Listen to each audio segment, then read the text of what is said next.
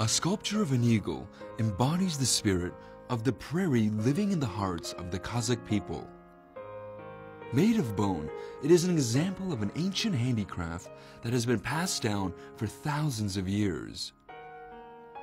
But how do these exquisite bone sculptures keep the heritage of their ancestors alive? Watch Bone Spirits of the Prairie, part of our unique handicraft series.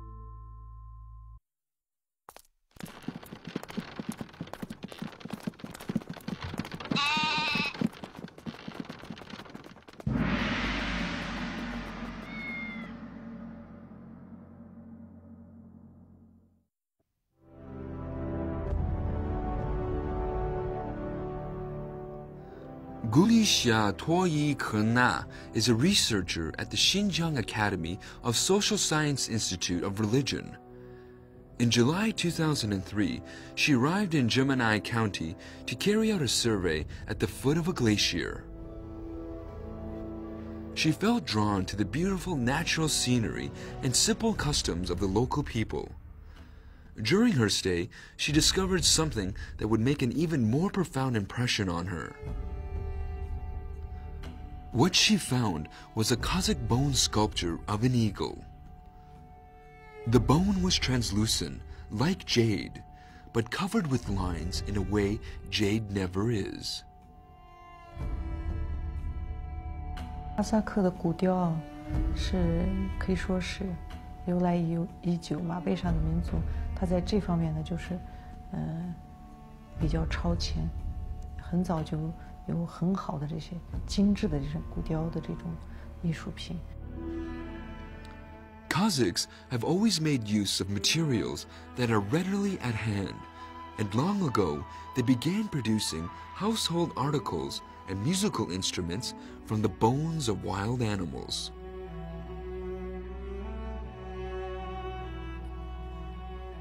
Objects made from bones have been discovered dating back to the late Paleolithic age. They were in widespread use on China's central plains during the Neolithic age and the Shang and Zhou dynasties thousands of years ago. But with time, the use of bone objects gradually disappeared.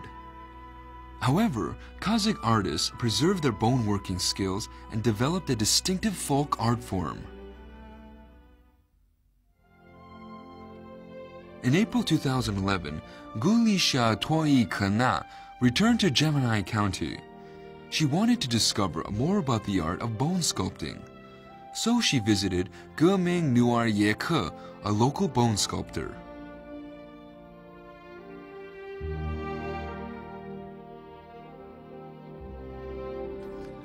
Most of Geming's creations are images of animals that he sells as souvenirs.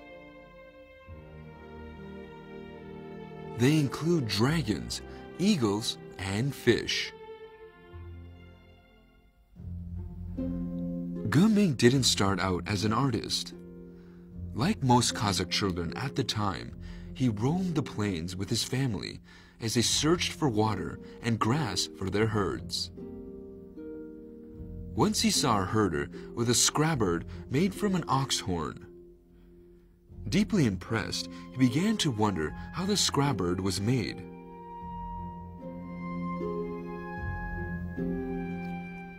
he began experimenting with ox horns and bones.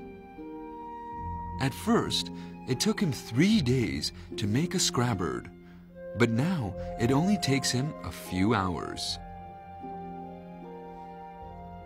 His first small successes gave him the confidence to continue.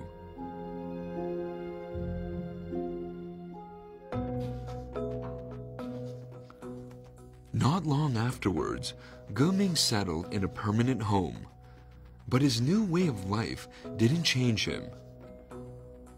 His family's home had a corral for livestock next to it, where they kept their goats. The herding life was still in their blood.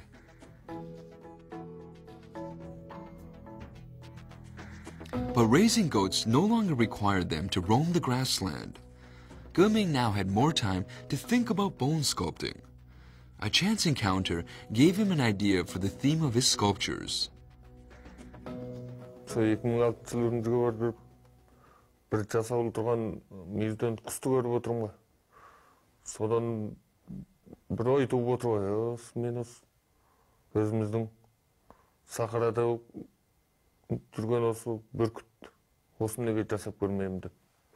Соң келгеннен кейін ары ойлап, бері ойлап ақыры сол оқшайтын дүниелерді, мүйіздерді, сол бүркітке пасоны келетін қанаты, оның кейін сол бас пішіні өте келетін мүйіздерді жиып барып осы бүркітті жасап отырмын. The shopkeeper wouldn't let him take any photographs, so when he got home, Ge tried to remember what he'd seen. But it was a struggle to recall what the bird sculpture looked like.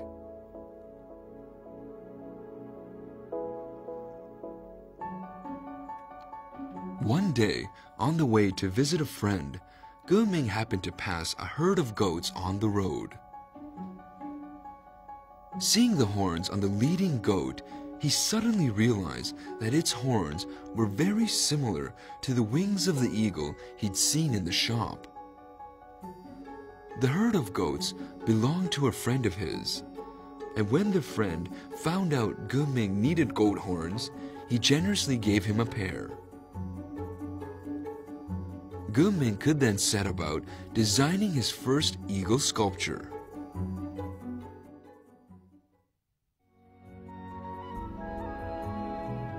Throughout his childhood, Ge had often seen eagles soaring over the prairie. He envied them and the freedom they enjoyed.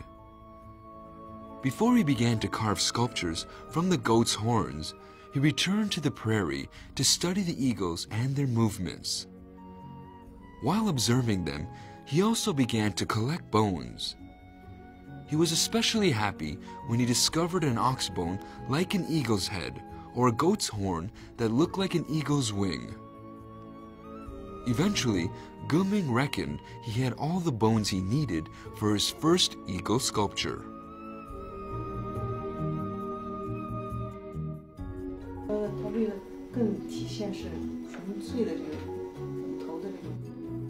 Ge is preparing to sculpt an eagle.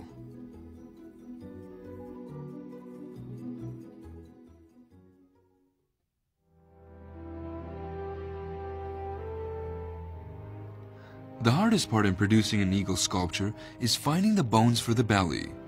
Ge collection includes the horns and bones of many domestic animals and the skulls of wild goats he found in the mountains.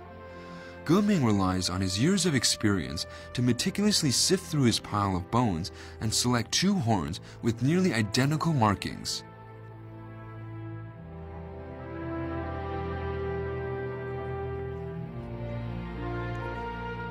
The bones of domestic animals are fragile and can easily break when being worked on if they're not handled with care. The only tool the early Cossack artisans used was a small knife they carried with them. It took a great deal of painstaking effort to carve a large and fragile bone into the desired shape.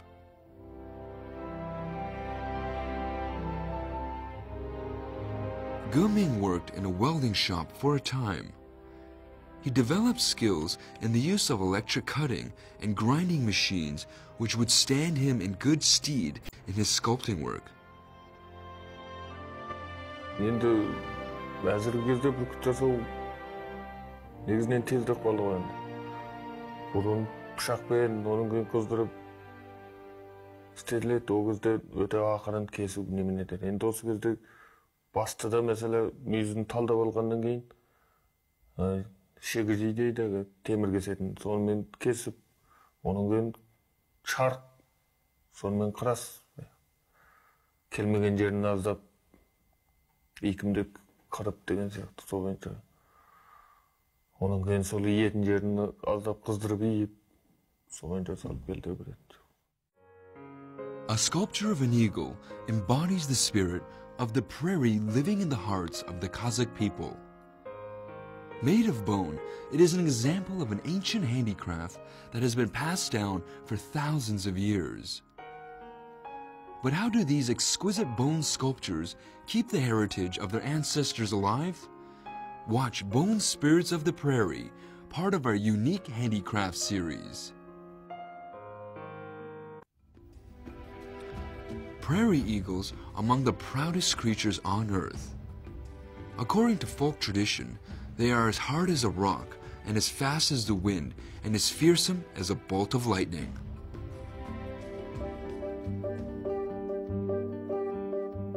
Eagle's claws are sharp and powerful. Guming always chooses lustrous mountain goat horns for the claws.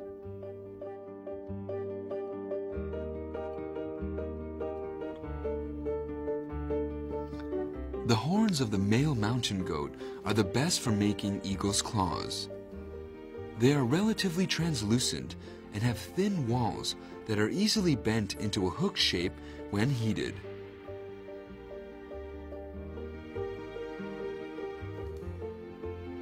After collecting the bones, Guming boils them in clear water.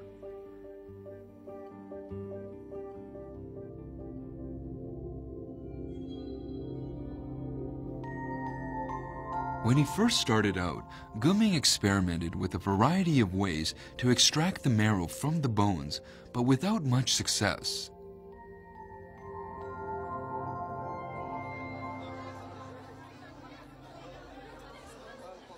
One day, he attended a party at a friend's house. At such occasions, Kazakhs sing and dance for hours on end, and eat meat that has been boiled till it falls off the bone.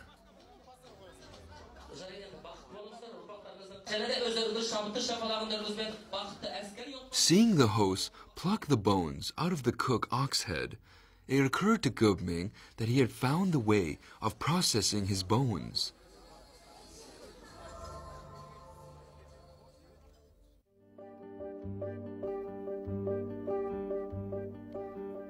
Back at his own home, Guming found that thoroughly boiling the horns and bones allowed him to extract the marrow using only his small knife.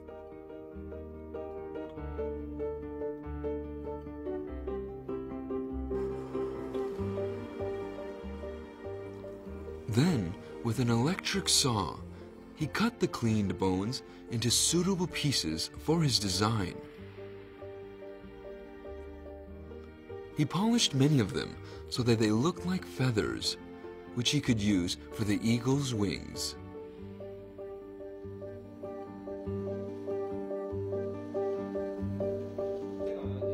When all the pieces are ready, Guming begins to assemble the sculpture. His work area is a square table placed in front of a traditional Kazakh tapestry.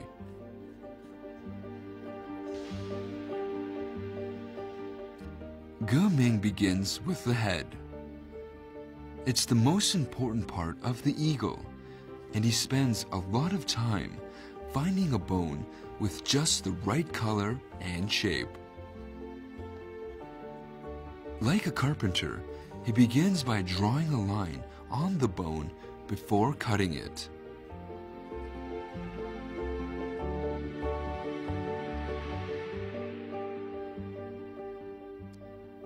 When the skull is finished, Geming attaches the lower jaw. The head is basically done. The eyes are crucial.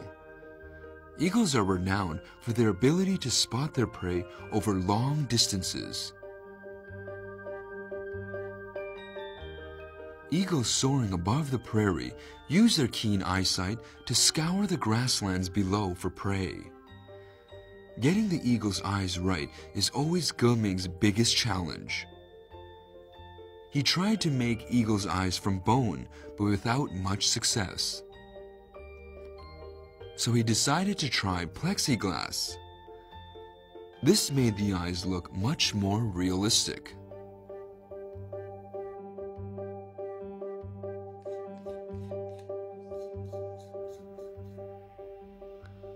With the head completed, Geming turns his attention to the body and wings. Gluing together the dozens of little pieces that make up a wing isn't easy. Each bone chip needs to be carefully carved and placed. Geming makes the wings in 2 layers so that they look more authentic.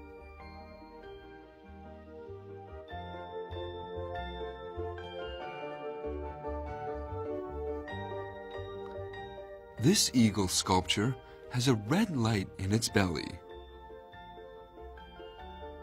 It can be lit up and used as an ornamental lamp.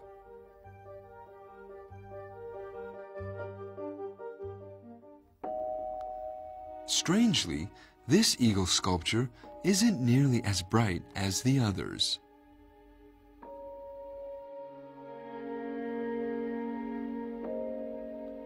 The sculpture is just about finished. All that remains to be done is to polish it.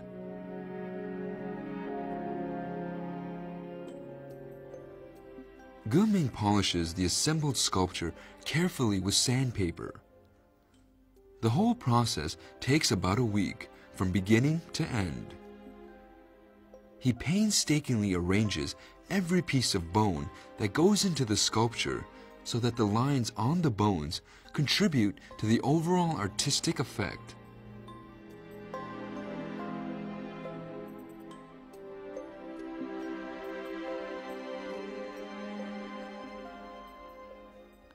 With the eagle sculpture finished, Geming turns his attention to making a base for it. The base looks like an ordinary tree root, but making it isn't all that easy because there's rarely a tree to be seen on the vast prairie. This means Geming must travel into the nearby mountains to find the tree roots he needs.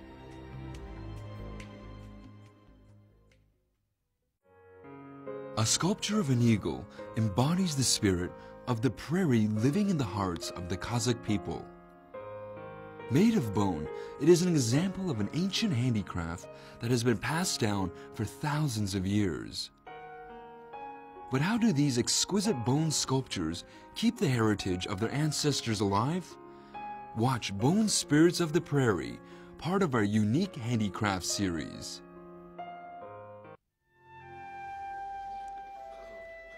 Geming has spent many years developing his artistic techniques. He would like to pass on his skills and knowledge, and his eldest son is interested in learning.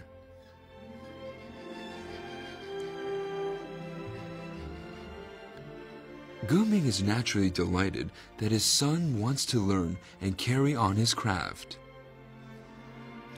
Recently, people have become aware of the commercial value of goat and ox horns. They are in demand for making combs, and there are now businessmen who specialize in trading them. This makes it harder for Geming to find the bones and horns he needs to make his eagle sculptures.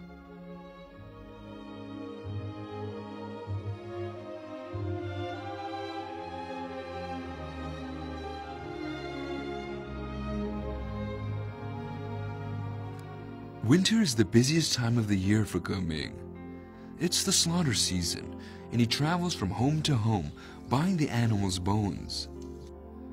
In the spring and summer, when the herders take their herds out to the summer pasture, Guming worries about where he's going to get the horns and bones he needs. With his stocks running low, he decides to make the 200-kilometer journey to the city of Altai to buy them there.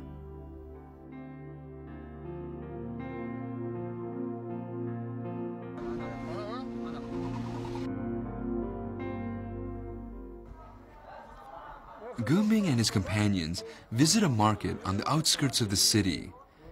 They've already made contact with a dealer, but he doesn't have much stock. After haggling over the price, Guming buys his much-needed bones.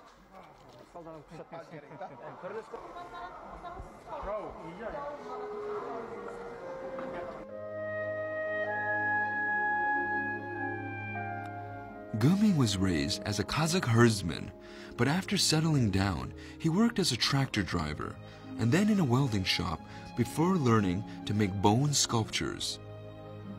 This traditional Kazakh handicraft, while improving his living conditions, enables him to give expression to his love of the prairie.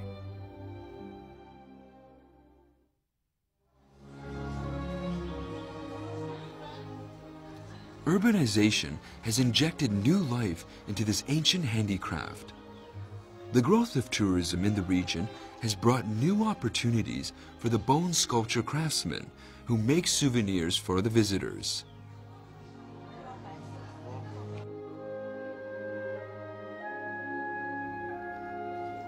Jumahan Nuar Muha Maiti is a member of the Altai art troupe. For 30 years, he has traveled to villages and encampments with his colleagues, performing plays and concerts for the herders and farmers.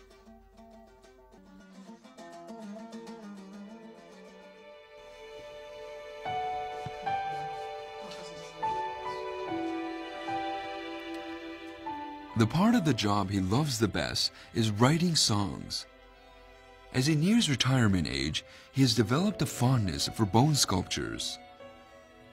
He has become so obsessed that he now spends all his spare time making them. Writing songs and making bone sculptures take up almost all of his time.2008年的时候的新疆维吾尔自治区就是搞了个全疆的旅游局举办的，自治区旅游局举办的一个第4届就是他们的一个活动，在哈巴河举办了，以后我就参加了，嘛是说头一次参加就是评了个2等奖。以后就开始就是继续做。Jumahan has tried to get more people interested in bone sculptures and to develop the market for bone sculpture souvenirs. At one exhibition, he managed to sell 70 small bone sculptures in 2 hours. He earned 500 yuan and received an additional 700 yuan from the exhibition organizer. This convinced him that people appreciated his work and he became more committed to carrying on.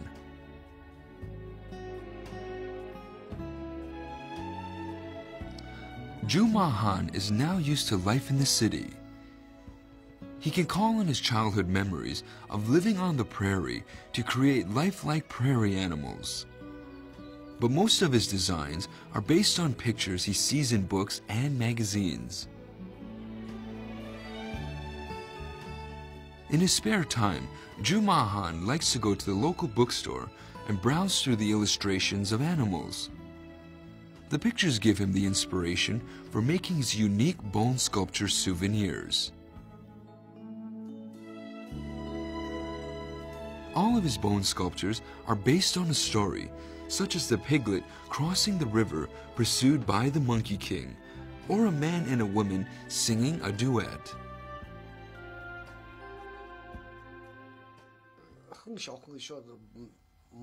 To date, Jumahan has made more than 300 large bone sculptures and 200 small ones.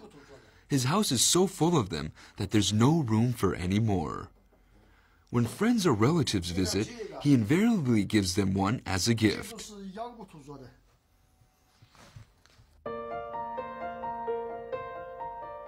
Zhu Mahan and Ge Ming are as obsessed as they have ever been with making bone sculptures and preserving the heritage their ancestors have passed on to them.